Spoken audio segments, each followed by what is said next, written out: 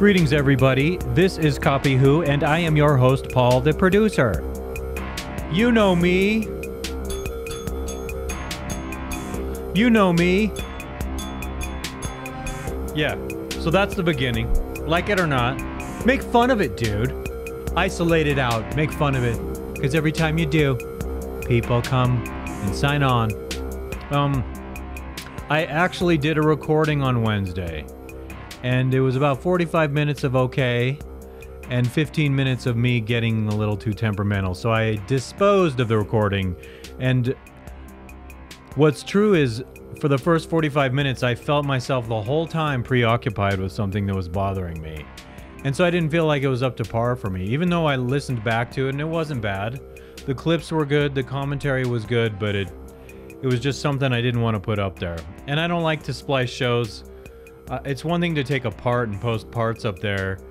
It's another thing to like take a show and make it like amputate it from like 15 minutes to the end all gone because I got a little too bent out of shape about something. I don't even feel like talking about that today because I want this to be something I enjoy. My point for doing this is like I want to enjoy myself. And I want to have a lighthearted time here. I want it to be entertaining. I don't want it to be angry. And so that was like in 3 months, I guess I'm not doing too bad. In 3 months, that was the second time I got too bent out of shape. And on another one, I got bent out of shape about something. And I'm trying to think. Oh yeah, it was an entirely different topic, but it's something that's been very deeply disturbing to me the last couple of years. And on that one, on the first one where I cut the show, it was something relevant to all of us. And it was more personal, this last one, and so I just dumped it. I don't want to have Mr. Angry Show here. It's one thing to express silliness or indignance, but it's another thing to get totally unhinged. And it wasn't bad. Like, I'm sure people might say, that was pretty good. But I don't know, that's not what I want to put out there, and then the whole world can, like, take those clips and say, like, oh, look at him, crazy, angry, and then hold it against me.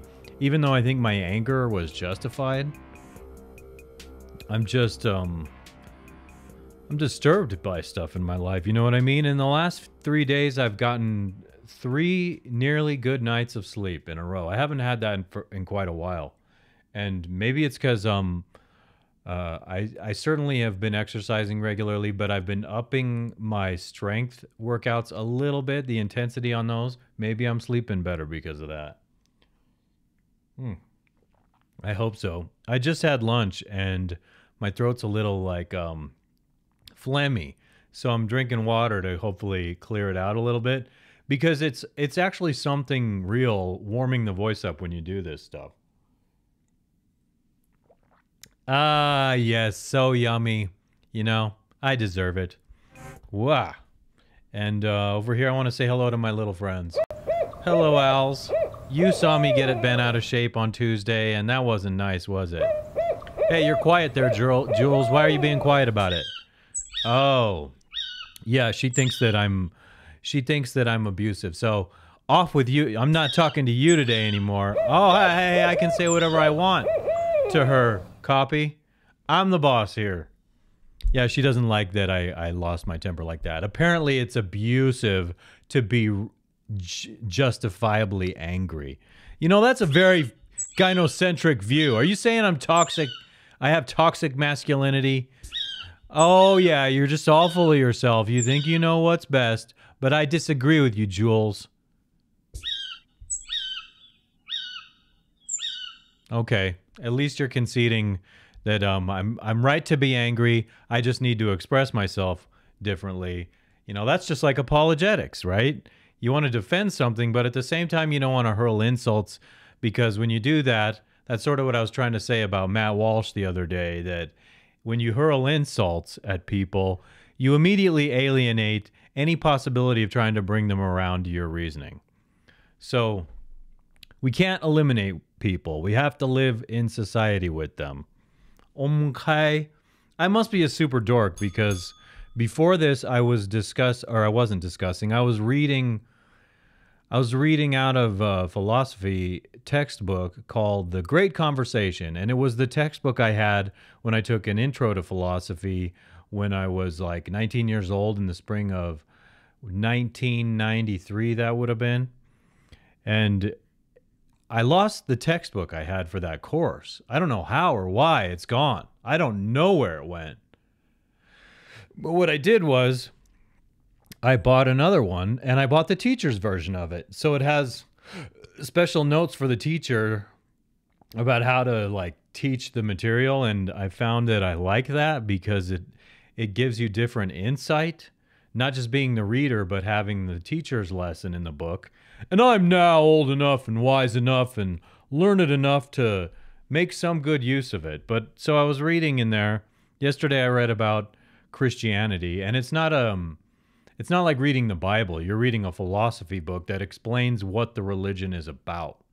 So it's not making an argument for the religion. It's just helping convey the tenets of the religion to understand it, the basics of the religion. And in the course of it, it compares it to other types of philosophies, asks questions about what's different between prophets and philosophers, asks to contrast other religions like Islam and Judaism, and even other global religions, Eastern religions, Buddhism, Taoism, Hinduism from India, and so forth.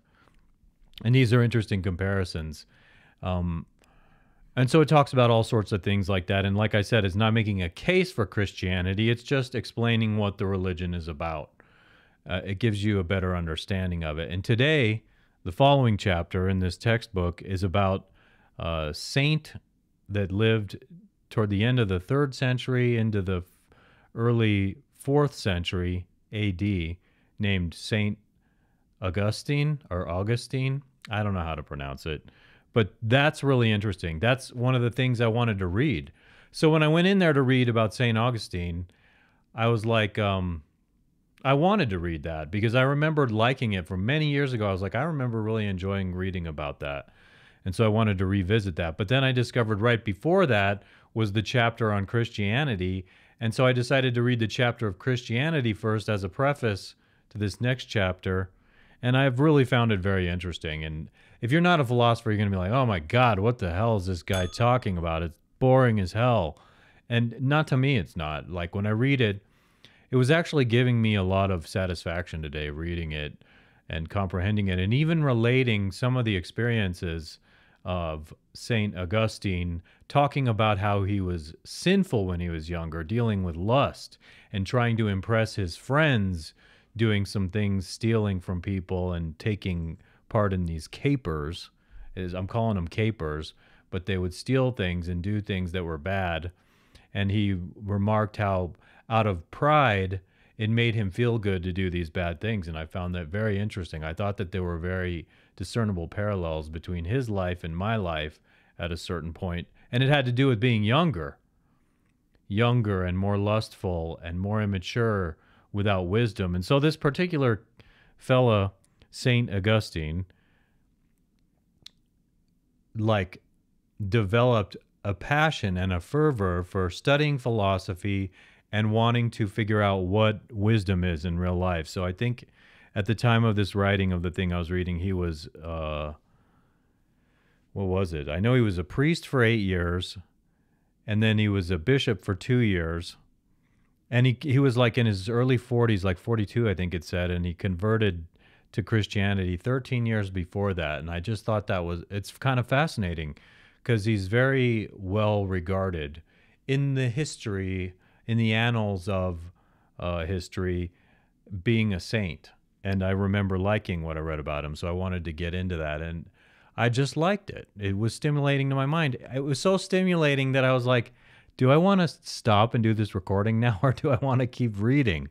But what I find is reading and learning and doing, whatever, I learn it better when I take it in smaller bits, and then I go away and I think about it and I reflect upon it, and it commits it better to memory that way, as opposed to reading like a whole ton all at once and trying to absorb it all at once, to take it in smaller doses. It also helps to what I do sometimes is I switch up books. So if I'm reading 2 or 3 books in a given day, instead of reading one book for a really long time and calling it quits, I read one book and then another book. And when my mind switches to that other topic, I notice that my attention span is refreshed. Like the fatigue that sets in from reading is not quite the same. So boring, the people who think this is boring have already tuned out. And let me just say also that I continue to be of the opinion that I don't want to make a channel that is all exclusively revolving around shorts.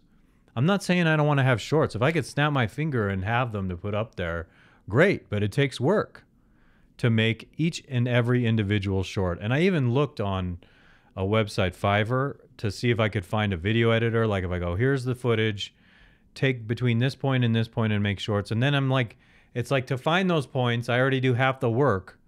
And then so to pay someone like $30, I might be able to have them make a 15 or 30 second clip. And then like, that's expensive. And so for me, I can do 5 to 8 clips, edit them really well in about an hour to an hour and a half. If I know where I'm cutting it out already, I can commit an hour and a half and it's done. But again, I don't like the format for shorts, not only because of the abysmal attention span it helps people develop, but because I just like the longer form thoughts. That's why I read books. That's why I do things. Someone who has an attention span and who can listen to the deeper thought that's being expressed over a period of time, that's an important human quality. And these cell phones and the internet and everything on demand is so geared toward switching from one thing to the other thing. And it's more important to develop a long attention span. And so that's what I'm going to keep doing, is developing a show that is based upon the long format. And if people like it, and I think if it gets exposed to the right people, they will, that's fantastic. But if you like short little 5 to 10 second clips, I get why they can be creative and entertaining sometimes, but that's not what I'm doing here. And I'm not saying I won't put up any more shorts, but there are some freaking YouTube channels with 1 million subscribers and they only do shorts, like 15, 30-second videos. That's not what I want to do. I won't do this if that is the predominant focus of it. So, but still, it takes effort to cut out clips from an hour-long episode and go from this point to that point. So like when I'm reviewing it afterwards, I'm like, let me review my work, see how it went. And I think I've done some extremely good recordings lately that I'm very proud of. Even though a lot of people aren't listening, I go review that show. And when I'm watching that show, I'm like, I like that moment. That could be a short. So I write it down with a quote from what was said there, the time code and the quote. And so then I make a list as I'm going through it, and then it makes it easy to pull it into Final Cut Pro and go right to that point, chop those spots, edit it back and forth really fast, and get through something like that in about an hour and a half. But it is real work. You have to actually like focus on what you're doing for an hour and a half. And if I pick up subscribers who like the shorts, they may still not appreciate the long form. Because usually I'm picking out something that's funny or goofy. But I make a lot of good points here too. So sometimes I'm not sure. It has to be short and stupid sometimes.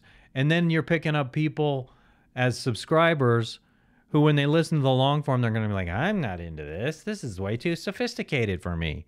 So it's like, how the fuck do you figure out what you're wanting to do? And furthermore, my darlings, my sweetie pies,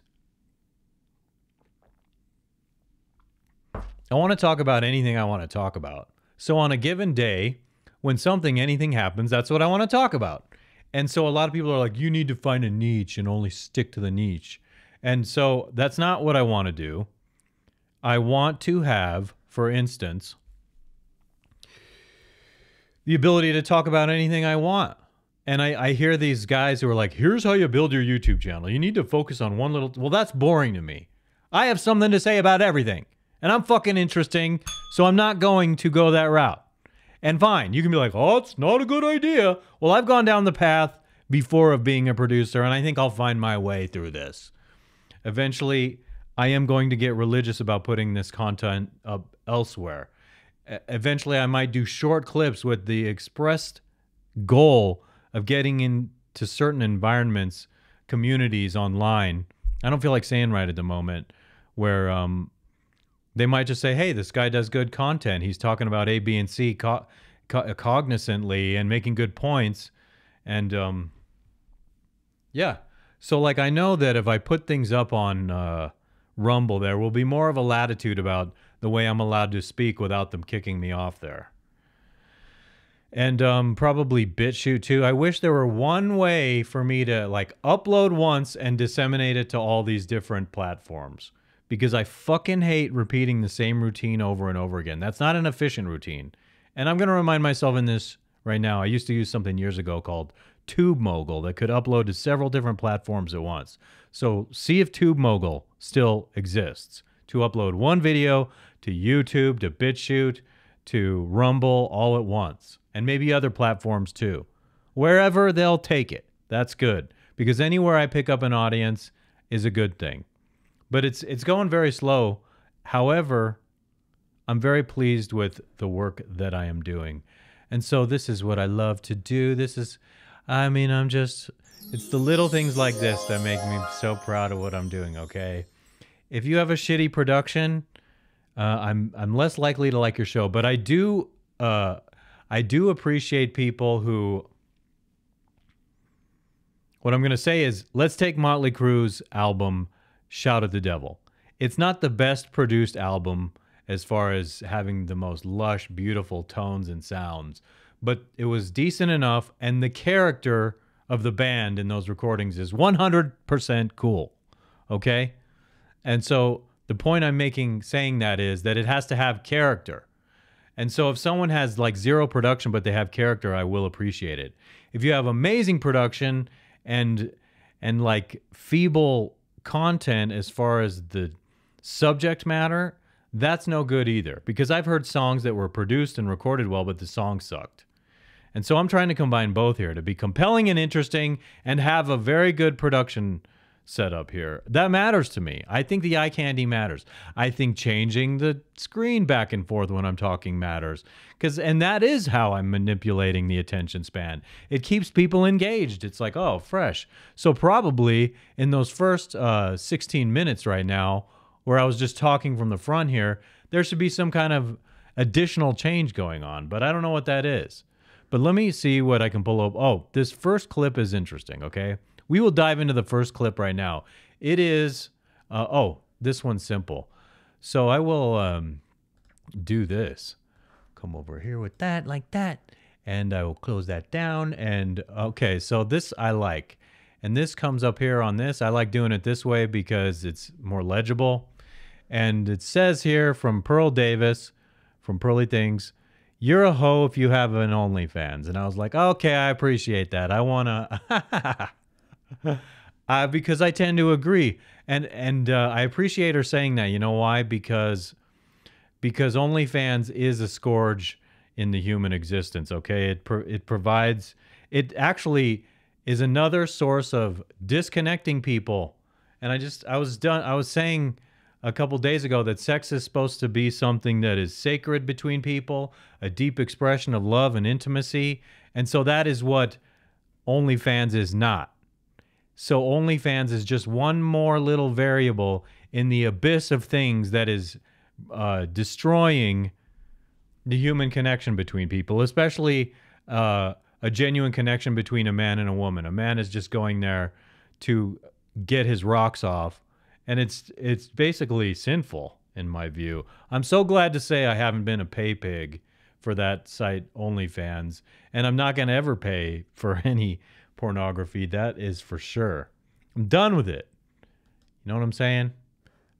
I'm glad to know that. Oh yeah, okay, I'm looking at something else up here. But okay, so I appreciate Pearl saying that, especially because I think it's more effective when women say it, because if men say it, it's like, patriarchy, oh my God, you're just trying to keep me down.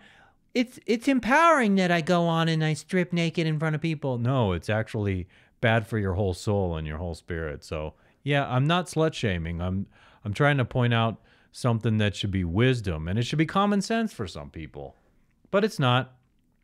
Next clip is very interesting, and I do have some interesting things to say about it. Alrighty. Oh, here, let me go like this. Now, this is a deep fake from Arnold Schwarzenegger, and I even think they deep faked the voice and the face, and it's creepy how good these things are getting, okay? Because it's so convincing that if you didn't know what he was really looking like and sounded like, you might think, oh, this is like a real freaking, it's like a real video, but it's not. So let me blow this up for you and let you see it firsthand. So I'm going to reload this so we can get the audio and zoom in on it. So audio. Also, I want to say, no matter what you've done, you deserve respect. Even if you make mistakes, you're lovable. And it doesn't matter your looks, skills, age, or size, or anything. You're worthwhile. Oh, no one can ever take that away from you. I mean, they're trying to help him. He runs up and he grabs one of them, man. Like a guy that big can snap a woman's neck like a pencil stick. So I fucking ran up behind him with a hatchet. Smash, smash, smash. Yeah, that woman was in danger. He just finished what looked like at the time killing somebody. And if I hadn't done that, he would have killed more people. Okay, that is something there, okay? And you know what the danger... So that is funny. I do believe that was intended to be funny. And it is. Because it's like you sort of see Arnold Schwarzenegger in a different way, the body affectation, saying silly things. Like those... I don't think those words were actually spoken by Arnold Schwarzenegger. I think that it was just like a script that was being stated by his voice. With that, they put his face on someone's body. All fake. That right there, a composite of different things, and it's funny and it's problematic. Let me tell you why it's problematic. Because, all right, so if you can do something that convincingly, it's only a matter of time before things are done for malevolent reasons that are so convincing that it skews the whole fucking truth of reality. And you better believe that government is going to use that kind of deception with a deep fake to institute something like digital ID and controlling you when you go online. Controlling you meaning every time you get online, you have to sign in with your ID so that they can track and know every single solitary thing that you did online. And that boils down to a privacy issue. So just because people can deep fake doesn't mean you should be losing your liberty. There are ways, I'm sure, to regulate it and figure out that it's fake above and beyond like stripping people of their liberty. So it's just a step on the way to tyranny. They're going to use it eventually to take away your right to go online, your right to surf the internet, all with the premise being, well, someone might use these technologies in a harmful way. And so we have to control every aspect of you. We have to get rid of privacy now because the technology exists to do that. And it's going to bring us further down that rabbit hole. And it is further because the rabbit hole is not literally distance, it's figurative distance, right? That's a good question to ask my dad, because we know the difference between further and farther and why and how which one is used. But if the rabbit hole is freaking metaphorical, then you say further down the rabbit hole, right? Because that's not literal distance, but you're talking about a metaphorical distance, so you say further. And if you're walking down the soccer field, you say, I must walk 20 yards farther to the goal that way. Okay, do you get it? Physical distance versus non-literal metaphorical distance. You also have, so it's a metaphorical distance in the rabbit hole. It's not a literal distance, right? Okay, which is different from I am studying math further. I am studying it further. This year I am studying trigonometry, and next year I am going to study calculus. Further down the rabbit hole. Anyway, my point was that with the advent of certain technologies, they just keep taking tiny steps and taking away little bits of liberty all the time, and eventually we're all going to be chained so tightly on the ground in this psychotic fucking open prison world that we're going to wonder, how the fuck did we get here? Oh yeah, everyone a generation or two before us was taking steps in a certain direction, destroying liberty along the way, and then we kept taking bigger steps, and it got worse and worse, and there was a quickening, and all of a sudden, it's all freaking gone. And that's disturbing, okay? The Overton window. One little step at a time, it evaporates. And your grandchildren have nothing left, and they live a slave-like existence because we all opted in. Because we were just living so comfortably and nice right now with the utilities that they seduced us to use these things with. And then all of a sudden, little bit by little bit, gone, over, freedom gone. And so, yeah, I see that with the sense in which that clip from Arnold Schwarzenegger right there, in the sense that it was intended probably to be funny. But I also see it with more deep and ominous implications for the future of our liberty and for our privacy and the things they will eventually impose on us under the guise of like protecting us from misinformation or something like that, okay? But let's move on, shall we? All right, another one right here that I want to watch, and I have to close that down right over there. We'll come back over here, and I will bring you to hear a little bit of what Jamie Kennedy... This is not a super long clip, I don't believe. I will argue with people, and they bring you down to their level. That's a real thing. Like, you're like have these high beliefs, and you're trying to do things the correct way, and then they argue with you, and they literally take you down. So now you're in this mud pit of slinging and uncomfortability, and you're like, why am I here? Like this, I'm trying to raise you up, but they're so insecure, their ego's all fucked up, and you're like, so at that... Okay, I don't remember who made this quote, okay? So I didn't come up with this, but it was, I'll paraphrase it. It's something like, crap. My mind is drawing a blank. Oh, God, help me. No, it's not. It's, if you lower yourself, if you argue with an idiot, they're going to bring you down to their level and make you an idiot. So I've been taking this philosophy to heart lately, where it's like, I won't even argue that. And if someone's like, burr, burr, burr, argue with me, I don't want to argue it. It's one thing to like philosophically have a discussion with people back and forth. And it's a whole other thing to be like, having to lower yourself and argue and bicker and whatnot with a true idiot. Don't argue with an idiot. Walk away from the argument with an idiot. At some point, people are so fucking stupid, and I've said it on here before, you just have to say, fuck you. And I didn't come up with that. That was someone else who told me that. Sometimes you're just so overwhelmed with the bullshit from people, stuff they will never acknowledge, full of pride and full of hubris, and they will never be able to acknowledge or see the light of day because of their pride, that they will just argue with you, never see any evidence you produce. They're right, and that's it, and you're bad if you don't agree and go along with it. And that is something that frustrates me in life, no doubt about it. At that point, the old me, he would have, Sandy told me, he's like, dude, you got to stop doing that because you're just slinging mud back and forth. You're not getting anywhere. He's like, you just got to literally say, okay, be healthy. They don't get it. Cut your losses and move on. And it took me too much time to figure that out. Right. But now I have. I mean, I've known it before, but it's true because I love fucking being right and telling people and teaching people and being like, that's pride, dude. Just grow, you know. But at what cost? The cost of myself, right? Right. If you argue with people and they bring you down to their level, that's a real thing. Like, you're like have these high beliefs and you're trying to do things the correct way, and then they argue with you and they literally take you down. So now you're in this mud pit of slinging and uncomfortability, and you're like, why am I? Okay, so this repeated. I agree with what he's saying there. Pick your arguments and expend your energy wisely is what I'm saying. Because lately, I'm worn out the last couple of years trying to argue good points to people.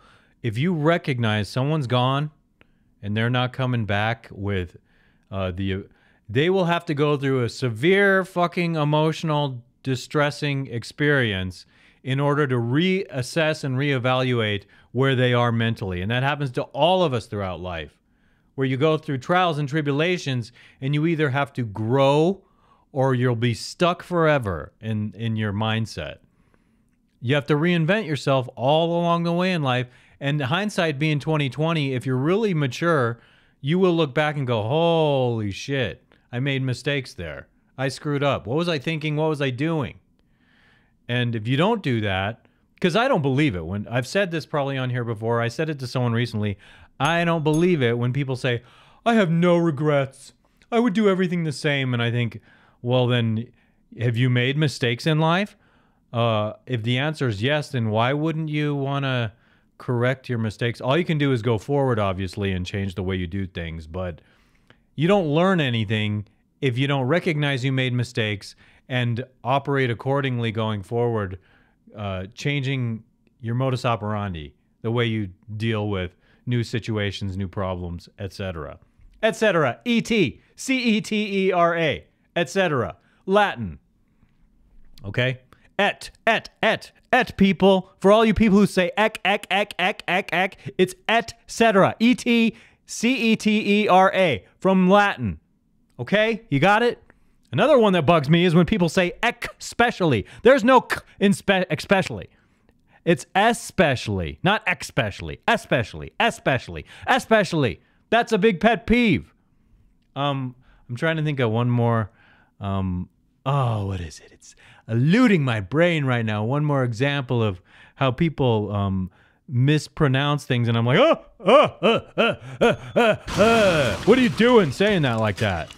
Etc. E-T-C-E-T-E-R-A, etc. From Latin. Yes. Especially. Respect what I say. I'm right. Especially when I'm right. You need to especially listen to me because I'm right. Especially. No. You say especially, and that means I dismiss what you say.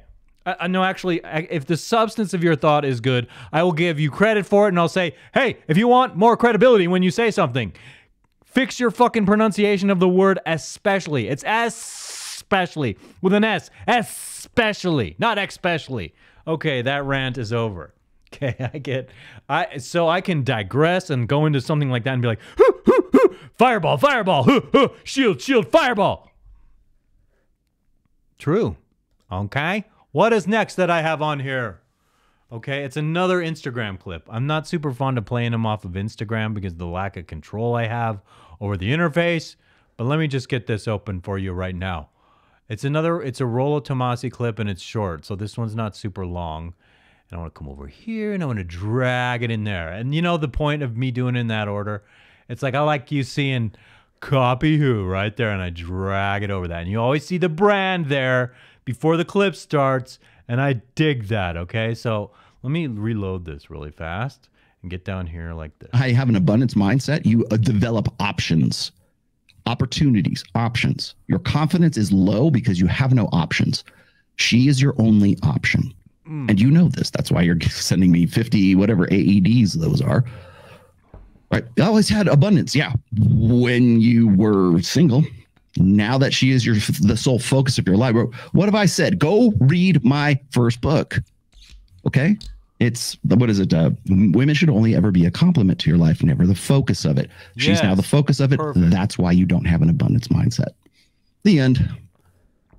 Quite honest. Okay, I like that. I agree entirely with what he said. I don't know what I can add to it, for Pete's sake. Just that she shouldn't be the focus of your life. She should be the complement to your life. And what else is there to say? That's the point from that. Oh, brother, man.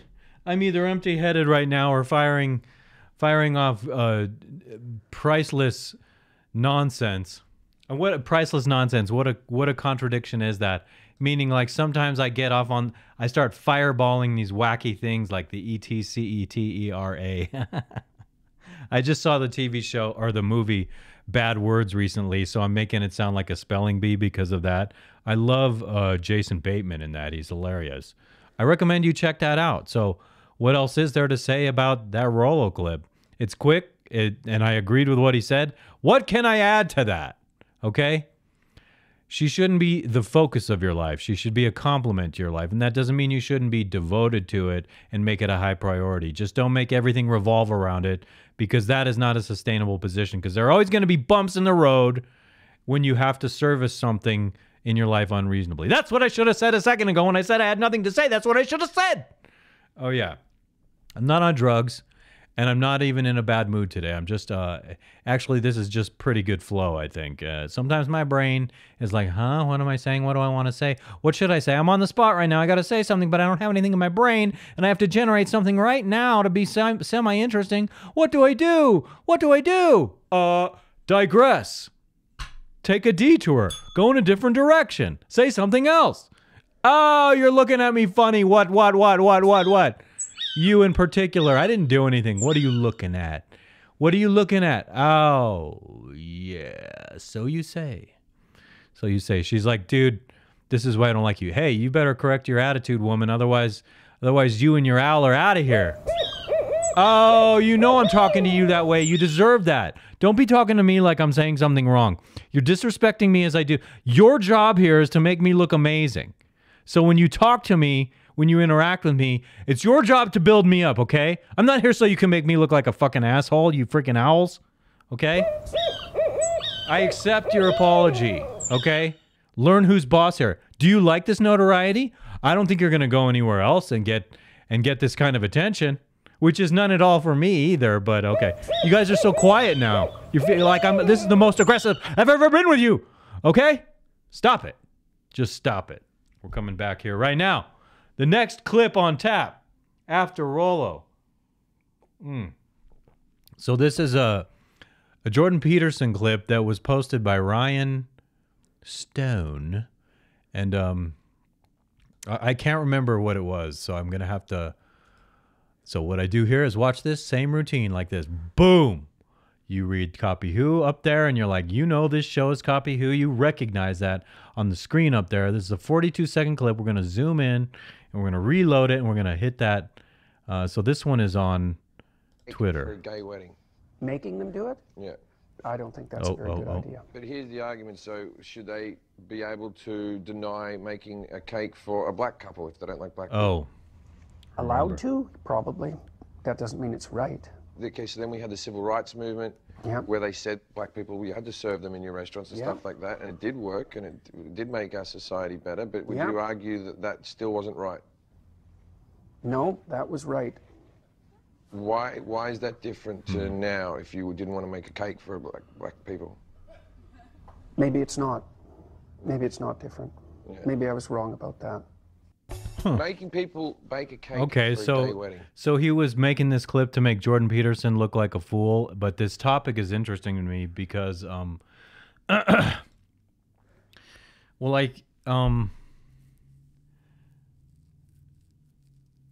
here's one of the points I want to make.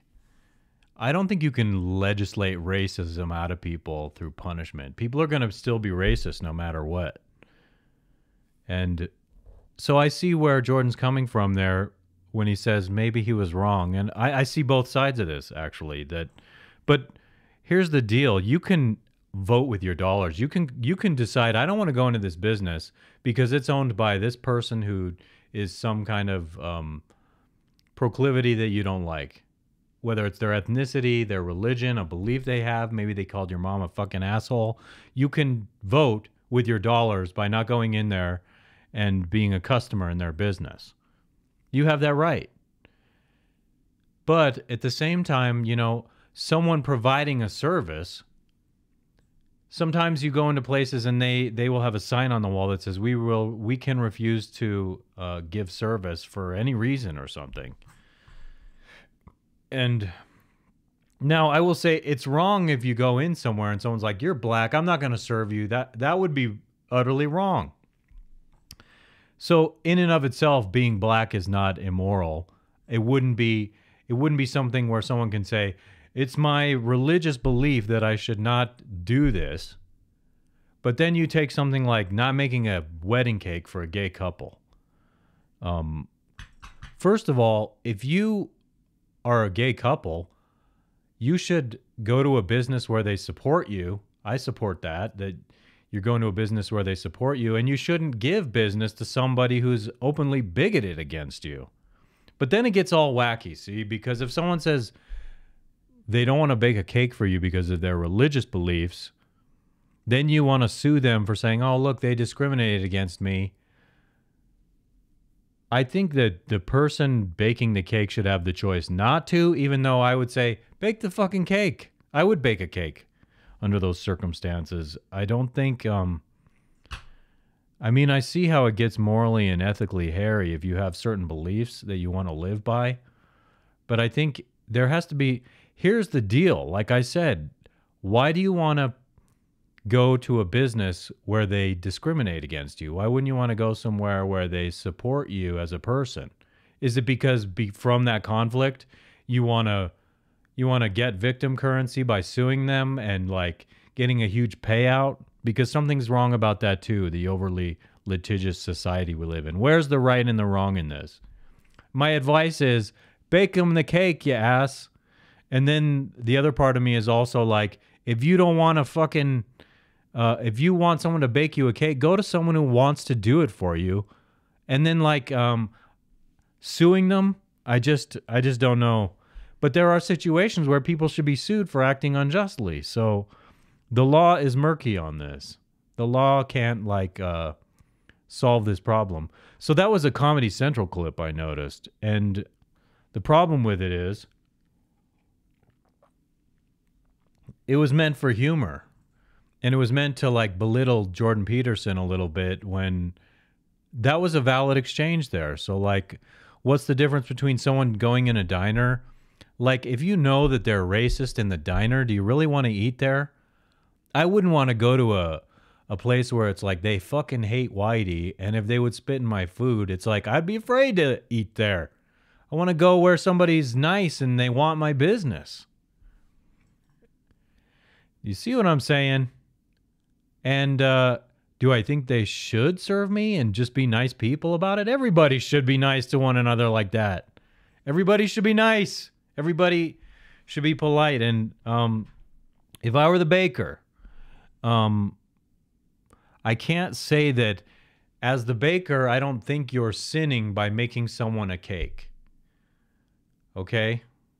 You're just baking a cake. And whatever the occasion is, it's none of your business. However, there have been other aspects to this where like someone is asked to write something on the cake that conveys a certain message. So if someone comes in and says, bake me a cake and make a big fat ugly dildo on it and put a big fat ugly dildo on it and say gay pride and F God, you can't. So you would be crossing the line then. But baking a cake is just baking a cake, regardless of the occasion. But if they have you make the cake in a way that is sinful to you, then you're going beyond just the asking of baking a cake. But I don't know, again.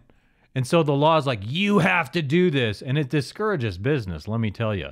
So if people, and it's like, you should be able to have liability insurance for litigious assholes. And you should be able to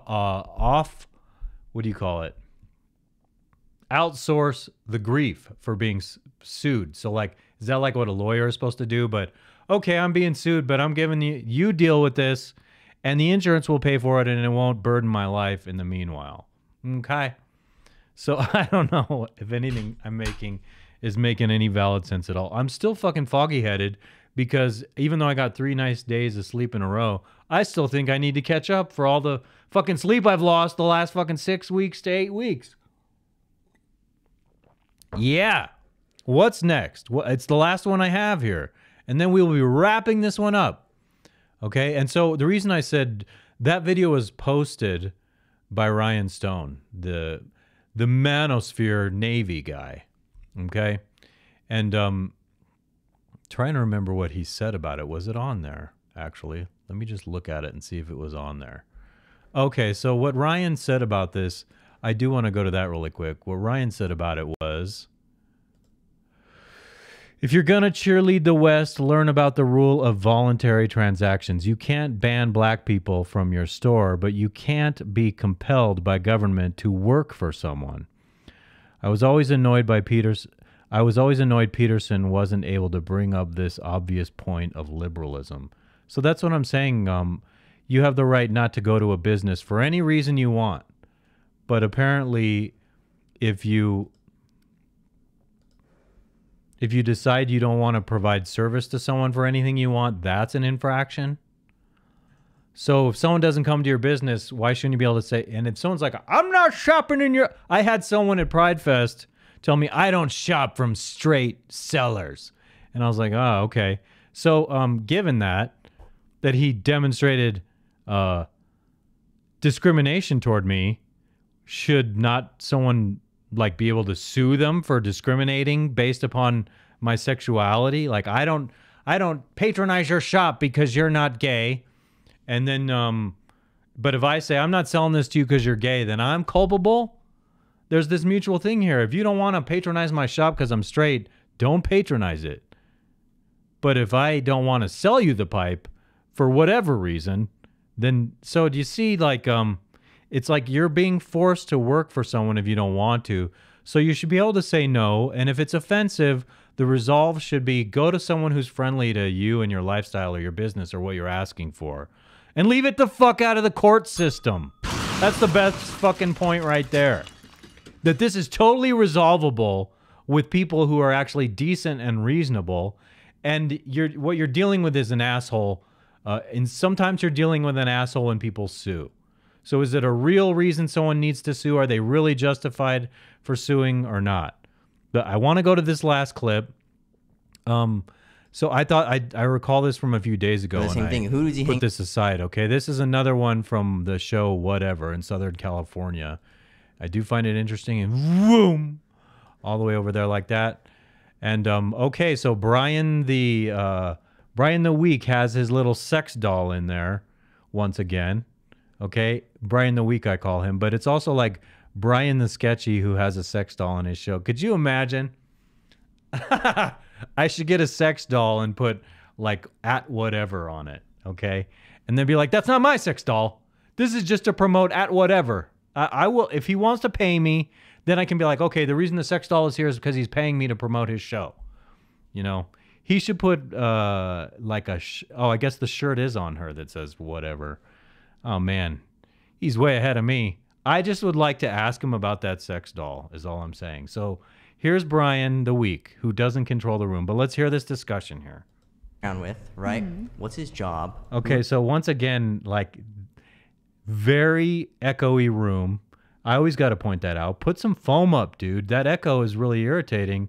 And you also seem to have all the microphones at a lower level, which causes the other microphones to pick up that signal and cause more. All the microphones in the room will also cause that reflective sound, which I can't stand. His friends, things like that. So these are all things girls already look at, and I think it's very important for guys to look at when you're pre-qualifying business partners, and not even just women, but other men in general. Who are they hanging around with? What other men are they around? What music are they listening to? What are they watching, right? I can guarantee a simp is watching Disney movies, and he's watching all these makeup tutorials. The dudes who are learning about game and women are watching... A simp is watching makeup tutorials? What does that even mean? Like... Not if he's not like trans or a crossdresser. Why would a dude... Well, you know. So are you saying hair metal bands are simps? I don't think so. It's some kind of super hyper masculinity those guys had with all the women they hooked up with. What are you saying, sir? Whoops. You're not making sense to me, bro. Make me understand what you're saying right the fuck now, because I don't get what the hell you're saying, Buster. Podcasts like this. Beautiful. Okay, so you mentioned as an exception that there are some men who are into paying for women. The FinDom, financial. Yeah. That's a very small percentage. What did you cut out there, dude? Very small I think percentage. it's a small percentage, but I think it's also comes from the background, like I said, like how the background they've been raised in. I think that gives that kind of kink. It's also the same for women. What do you mean? A lot of women who... You and your fake... Can I have you tilt that microphone eyelash a little bit? Like this? Yeah. A little... Oh, you think it's her fault? Less. She's leaning into it fine. Center it. Yep, there you go. Go ahead. Okay. So women who... you can't help it. Who are sometimes. Maybe born in households where they don't receive a lot of validation. I don't know what you're saying right now. I guess she's boring me to death. I'm going to skip ahead of you in 1 second. Like through materialistic means. I want to hear what she has to say. This one right here. Okay. What? Okay, so Okay, You way mentioned to that it's drive the predatory show. for wanting to date. Way to drive the show, Brian. Okay. Goes like this. Like, you don't even know what you want to say. You got to be ready like a cannon to shoot it out at them. Okay? It's metaphorically appropriate here. Like, good grief, dude. These are the same stupid glasses they use, too. It's like, so you have this beautiful room, and I'm always like, the glass is, or the cup is cheap looking. This dude is looking us right in the eyes. Like, I feel like he's looking right at me. Oh my God, stop looking at me. I still feel like you're looking at me when I zoom out. Someone who's younger. Well, I mean, I think you're taking the conversation out of context. I feel like it would be a little bit predatory for you to date someone who was like just 18, right? What about if I wanted to date someone who was 21? Backwards. I have something to say about this. I mean, it's kind of in the same vein, but I suppose it's better. I don't know. How do you define, and I'm going to sort of interrupt this conversation just to get through some super chats because we will come back to this, but how do you define predatory? What's your definition of predatory? Before she answers that, I want to say something about before she answers predatory, because I know what she's getting at here. And like, imagine, like, so men, they're so wired for sex. You see a beautiful woman, it's like, oh my God, especially when you're younger and your hormones are raging, you can't think straight because it's like this gorgeous woman. You can't think straight. You want it. You feel like your body is driven by your nature to need it. And I'm not saying you have a right to it. I'm not saying you have a right to claim it without consent. There's got to be some consent there. Don't say an 18-year-old is an 18-year-old if they can't make a consensual decision without someone like this labeling her as being preyed upon. And here's the really important part of this concept I wanted to bring up, which is eluding my brain. I had it in my brain one more time. Oh, so like this woman here is completely dismissing the power that a grown woman has, even if she's very young compared to the older guy, the sexual power that a woman has within just the fucking equation of nature, like the drive, like, oh my God, this woman's sexy. And then women, they go around and they're all sexual, the way they dress, everything they do, especially when you become a teenager and you're wielding this power in contemporary society where it's okay for women to be all liberated and empowered, being all sexy and sometimes S-L-U-T-T-Y. Like, women have extreme power. And so there's the sense in which I was going to say that it's not the older man who's preying upon that younger woman. Well, you're using his power, which is money, to describe him as being predatory. But when in fact, there's also this inverse power that she has with sex. That when a man is horned up, the mind is scrambled and you're like, oh my God, I can't think straight. And of course, men should be able to have self-control. Some men do. But like, seriously, women have superpower when they are gorgeous and sexualized. So there's this other way women can be the predators of older men who are weak and simpy, who have no control over their urges and stuff, and they can't think straight. I've known guys, I'm not going to name who, but I've had friends who one woman shows them attention and they can't fucking think straight. They are like enslaved to that woman. It's like that woman has them on a leash. Let's go to Walmart, buy all this shit off the shelf, and then like you pay for it, guy. Okay, all in hopes of getting laid. Okay, true story. And like and then it's like she's taking advantage of his super desire either to hook up or to have sex or something. And who's preying upon who here? Because sometimes the power of sex outweighs the power the man has with the money.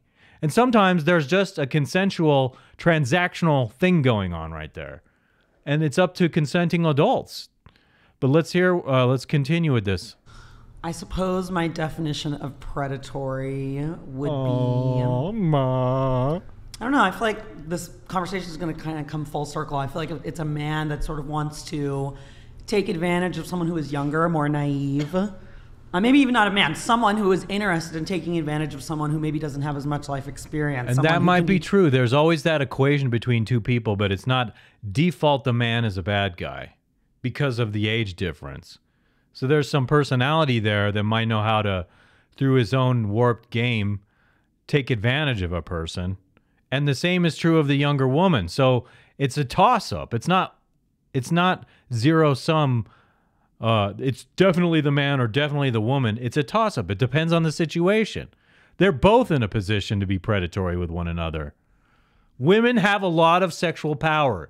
Even if they're not the brightest bulbs in the world, women have a lot of sexual power to take advantage of men and just lead them around by the nose. I know, because I was one of those men getting led around by the nose by women when I was much younger and being taken advantage of sometimes, being led on, like there was a possibility to hook up.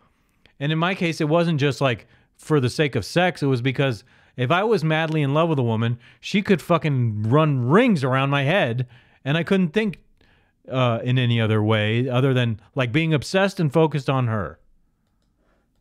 Groomed or imprinted upon. So you can say the same thing. Right. So you can say the same thing about women who are going after groomed. So that's the characterization. Like, it's always the characterization of making the man seem like he's the bad one in this equation, when there is mutual responsibility between different people with a different power set.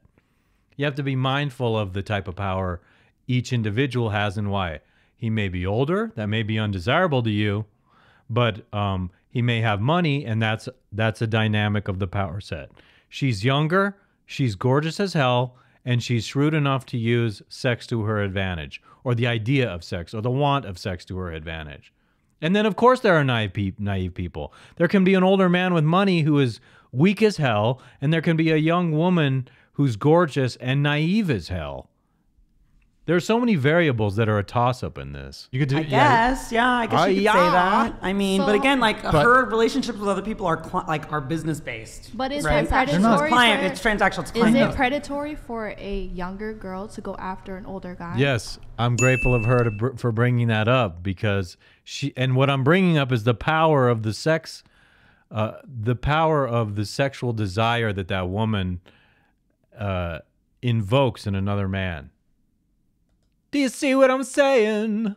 Interesting. Because everybody's saying that an older guy going after a younger girl is wrong, or it's not morally correct. But when a younger girl goes after an older guy, or an older girl goes after a younger guy, no one has an issue with I think it really boils down to intention, right? That's what we've been talking about this entire time. So if your intention as an older man to date a younger woman is because you want to be with her and you love her and you want to get to know her and you go to the same church, that's all swell and dandy, right? But if you're a younger woman and you're going after some old dude with a flaccid penis that you know has money, then yes, penis. I would say that is more predatory. So like an old dude with a flaccid penis, you have to like insert that fucking insult, just some random imaginary old dude, which you will label in 2 seconds without even knowing the situation. So there's a broad stroke there. There's a generalization, a stereotype being made. We all do that, by the way. It's not like I don't use stereotypes sometimes, or like do it to be silly, but you're not doing it to be silly. You have an inherent built-in bias. I wonder if you got burned.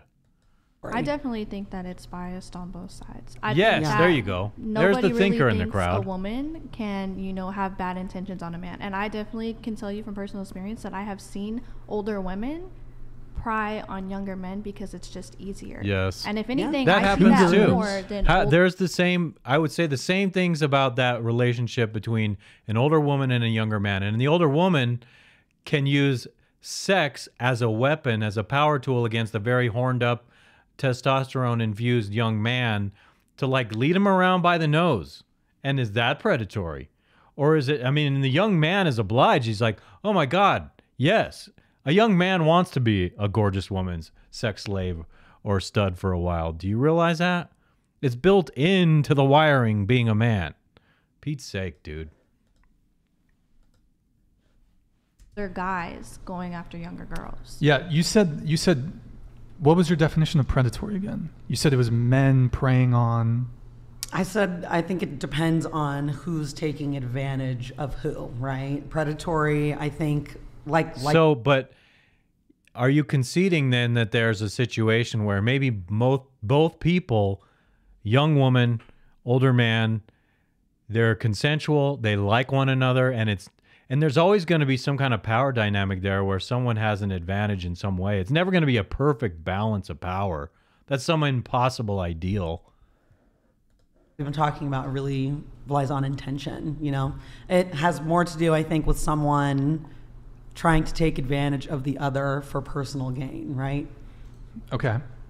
Personal gain being sex for the man, personal gain being money for the woman. But maybe the woman loves sex also. Some women love sex, some women like older men. But it's like, in her mind, it's always going to be like the first thought is, he's being predatory. I want to hear her say more about the older women dating younger men and how that differs. And I don't think that exists. Can I get her on here? Any more to say? Brian the Weak, sounding so in command of the room. Staring at all these beautiful women. Drive the show, Brian! Come on, dude. Well, I mean, we'll come back to that because we are going to react to Alina. We'll come back to that. Drive the show. Make a point. Dive into it. Dive into the volcano, brother. Or the DiCaprio thing that's going on. Let me get through these super chats, guys. Thank you for the patience on that. Okay. That's good. I like that. You know what time it is. It's time for me to say, wrap it up.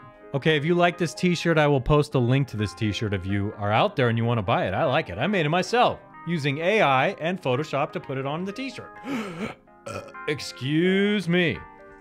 If you like the show, please click like. If you enjoy what I did, enjoy what I do, subscribe, share it with other people. Interact with me. Become part of my community. Okay? I enjoyed this. I went an hour, and it just seems like it flies by after I do it. Once it starts getting close to the end, I'm like, oh, man, I want to keep going. I want to say to all of you, as I always do right at this moment, peace be with you all.